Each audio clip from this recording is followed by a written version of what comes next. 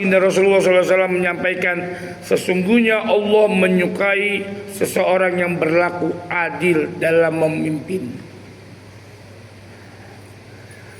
Sesungguhnya Allah Subhanahu wa taala menyukai seseorang yang berbuat adil dalam memimpin. Di dalam hadis yang lain disebutkan kullukum ra'in wa kullukum mas'ulun an ra'iyatihi. Setiap kalian adalah pemimpin dan setiap dari pemimpin akan dimintai pertanggungjawaban.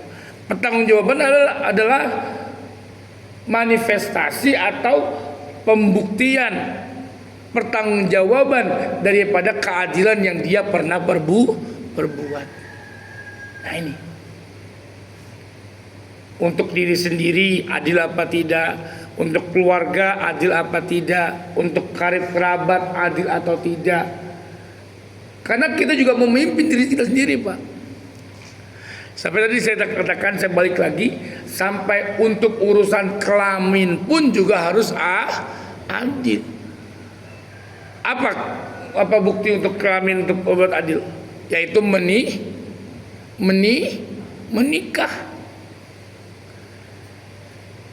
Karena ada hak biologis yang memang harus disalurkan dengan cara-cara yang baik, yaitu menikah. Bahkan Rasulullah sangat mengancam sekali orang-orang yang tidak menikah, jomblo sampai mati. Wah,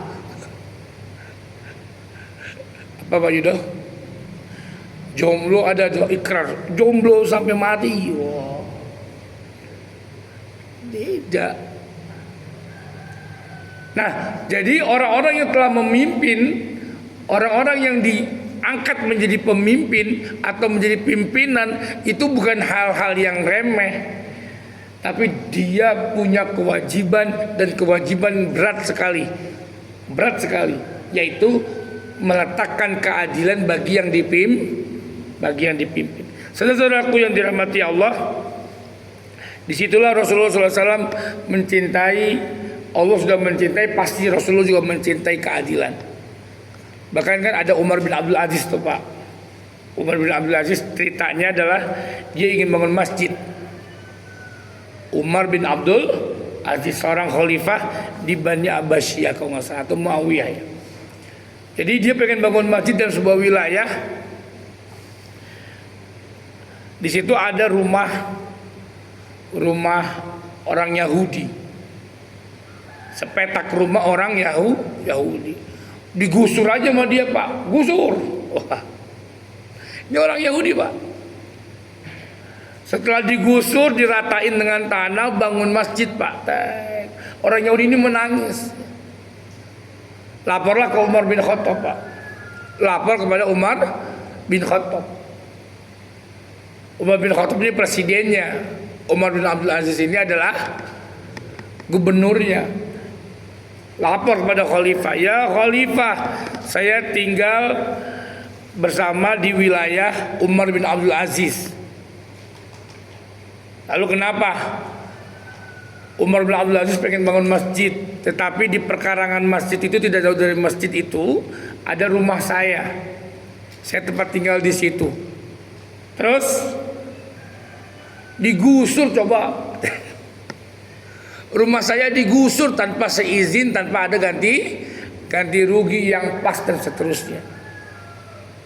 Jangan mau Pak ganti rugi, Pak. Ganti untung harusnya, jangan ganti rugi.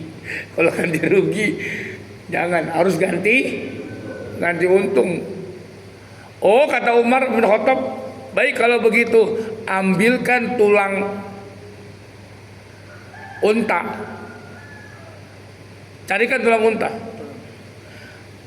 Dengan pedangnya Umar bin Khattab digaris itu, lurus. Kata Umar bin Khattab, serahkan tulang unta ini kepada Umar bin Abdul Aziz. Semakin bingung Pak orang Yahudi ini, Pak. Loh, saya kesini minta keadilan, kenapa dikasih tulang dibeset sama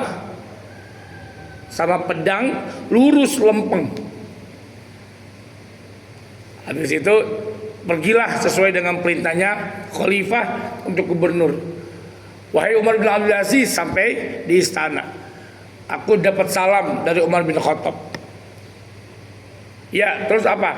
Lalu Umar bin Khattab memberikan ini kepadaku untuk diberikan kepadamu. Ketika mendapatkan tulang itu, apa terjadi Bapak Ibu dirahmati Allah? Yang terjadi ketika itu Umar bin Abdul Aziz gemeter, Pak. Megang tulang gemeter. Megang tulang gemeter, Pak. Tulang yang bergaris lurus dengan pedangnya Umar bin Khattab. Lalu tanpa dia ngomong, dia panggil ajudan-ajudannya, suruh apa? Suruh buat rumah yang lebih baik daripada rumah yang dihancurkan tadi untuk ibu Yahudi ini. Si nenek semakin bingung nih, nenek Yahudi semakin bingung. Wahai Umar bin Abdul Aziz, ada apa gerangan dengan tulang itu? Nenek ngelapor ya. Jadi nenek ini ngelapor. Nenek ngelapor ya sama Umar bin Abdul Aziz. Iya, saya lapor karena Umar bin Abdul Aziz, Tuhan itu tidak adil untuk saya. Lalu saya lapor dengan Umar bin Khattab. Nek, tahu nggak apa yang dimaksud dengan tulang itu? Ya, saya pengen tanya, ada apa dengan tulang itu sehingga engkau gemetar memegang tulang itu?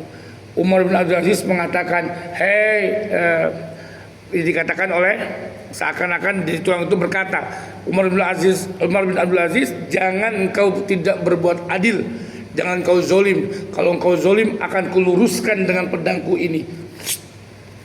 Wow. Itu ceritanya, Pak. Jadi kalau kau pakai, kata kita mah SMS ya, atau di WA-nya begitu, kasih WA lurus, udah selesai. Nah itulah Islam. Akhirnya apa? Nenek-nenek tersebut masuk Islam. Lalu nenek tersebut mengikhlaskan rumahnya untuk dijadikan masjid. Saking seperti itunya ya keadilan dalam Islam, orang Yahudi pun masuk Islam. Saudara-saudaraku yang dirahmati Allah,